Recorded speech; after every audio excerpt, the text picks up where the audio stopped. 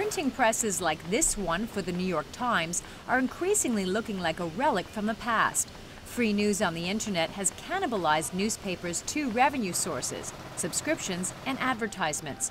As a result, many newspapers, particularly local ones, have gone out of business. Those hoping to survive are shifting their focus to their digital offerings and are putting up paywalls, software that prevents internet users from accessing web page content without a paid subscription.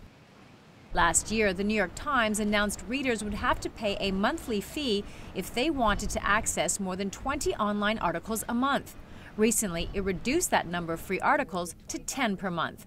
Management admits it was a risky move that paid off. I do think the New York Times, obviously, the investment we make in national and international reporting is unrivaled, and it is very valued, and that is definitely a point of differentiation for us. Since installing a paywall, the New York Times has added 454,000 new digital subscribers, and its online ad revenue is growing.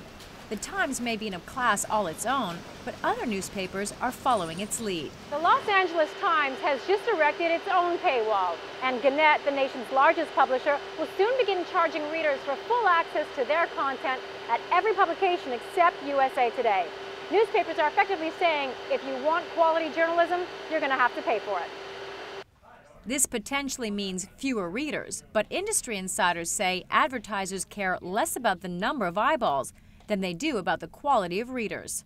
The important number is what it's always been. What is your audience? Can you define your audience? Does your audience have money to spend? Do advertisers like that audience? Even if it's small, if you can monetize that, great.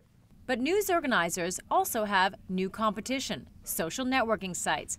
Pew Research predicts by 2015, Facebook will account for 1 out of every 5 digital display ads sold. The word frenemy comes to mind. There are competitors in one sense, but there are partners in another sense. And I think we collaborate where it makes sense, and we compete where it makes sense. At this point, the fate of newspapers is unclear, but what is certain is they will have to change with the times if they want to survive. Karina Huber, CCTV, New York.